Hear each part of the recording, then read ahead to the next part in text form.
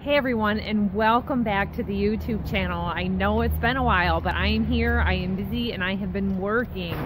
This garage behind me are two of the projects I've been working on. Today, we're doing a little bit of painting and window work. Yesterday, we were painting like crazy, 70-degree day. Today's gonna be in the 50s. After today, it's gonna drop down 20 degrees colder than today. It's going to be in the 30s for over a week. And we don't know when we're going to be able to get back to this. So painting, things that need adhesive, caulking are all getting wrapped up today, and then we'll switch back to the indoors. One of the things I always like to do is use the frosted glass spray for privacy. On this window, I went a little heavy and it was uneven, but it gives you that muddled effect. There's a board on the inside so you can see that, but it helps for privacy. Now at my old house, before I listed it for sale, I thought it would be a good idea to add wood strips to the windows and doors to give it a more modern effect. So I was doing my final coat of paint here the other day, and eventually we're going to probably want to do some work on these windows. You can see I've got some window trim missing back there from back when the window got broken. But this yellow front of the door is cute, but it's looking a little dated. So I thought I'm gonna repaint it all white, and then of course I have to recaulk this window, and it would be cute with another strip of wood going up and down.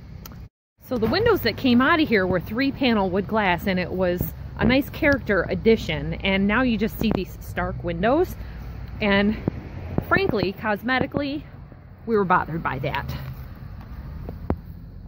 So we picked up this Dakota white adhesive edge banding. That's just the brand that they have with the composite board shelving units and closet units at Menards. And this is the roll that it comes in. It's 8 feet or 96 inches, which will do a lot for us. And you just unroll it, cut it to the measurement that you want, peel the adhesive backing off, and apply. So we've pre-cut it to the length that we want, and he's working on placing it, and it is sticky. He was able to pull it back a little bit, but be precise, because I don't know if you got it fully fixed and you aren't level or straight. He said that is gonna work. Cut it a little long. So I wonder what to do. I see. So when they're in a grid like this, they're called mullions. And when they're just up and down, it's called muntins. So we've never done laminate kind of stuff. So this is new to us. They have the type that you have to heat to stick. I have known that for a lot of years, and that has been one of the reasons for not doing it. This is going on real easy. We tried the straight razor blade, and it was a little hard to cut. So then I brought him the utility knife, but of course it's dull and needs to be switched. I came out from the house of getting scissors, and he was trying tin snips. No good. Regular utility scissors gave us a nice straight edge, and it cut through it fairly easy. So to show you, just with the muntins up and down, it's very craftsman looking, and it is complementing the age of the house. Where the grid pattern is more cottagey looking and not really flowing with the age of this home being, you know, like an 1800s. Now for the garage next door, you really could go either way. But now it looks like what came out. Perfect.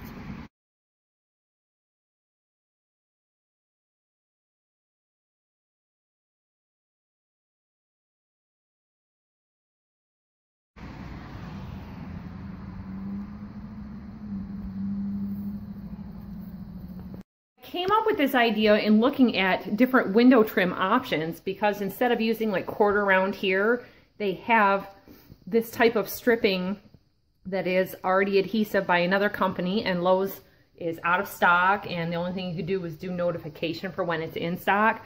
So you can use that instead of this wood trim to match your PVC or vinyl windows, which I just thought was brilliant. But of course, I didn't want to wait to order it off of Amazon. And it's the same idea as having a finished look on the inside. So here's the finished basement windows, and you just can't even tell that they are not manufactured that way. I think it's just great. See overall with, you know, the age of the house, how it looked with them just being plain. And this is the Rust-Oleum frosted glass spray that I'm using, so you can see, you can't quite see out. And you can't quite see in either. Which in short means I don't need my stuff getting broken into or sold to pay for their possible habits.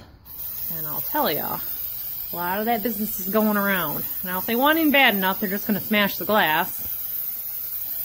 Which they've done. A couple years ago I had to replace all this glass here on the back window and up here because their kids just had at it on their summer vacation with some rocks. So I've been real careful about having like rocks for display here, but they're pretty firm on knowing where I stand on calling it in if it ever happened again.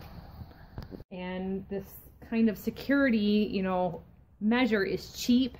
And, you know, this costs like $5 to $7 a can. I think when I first started buying it, it was about $3.50. And I have done this on the garages at all of our rental houses, on the house that I sold last year. And it just keeps, you know, nosy neighbors from looking in. It's a lot cleaner than having, like over here, I've got some old window curtains. The bugs and the cobwebs and everything get attached to it. You can still clean. You still have the daylight. And now I've been able to take down the cardboard and the... I had a roll of Painter's flooring protectant stapled up there. Well, the staples only last so long, so this was an excellent solution. See, now here we are with 3 coats of paint, and I've got my Muntins on up here, and I need to pick up a little bit more because I only had enough to do 1 panel. So rather than start halfway and leave it for a couple of days, I'm going to pick up another roll before I finish that door. But the main takeaway is look at how different the 2 doors look just from having these windows done. Now when I tried doing this with a cut and measure, because it's in a coil, I kept coming up a little short and don't want to waste it. So what I'm doing now is I'm just holding it up and placing my finger where I want to cut it a little bit long, and then I just trim it to fit as I go because it's working out a lot better.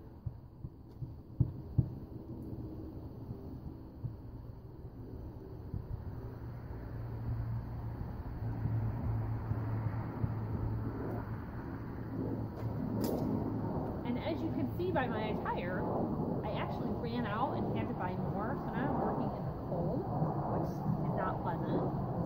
But this stuff is so sticky, it's working.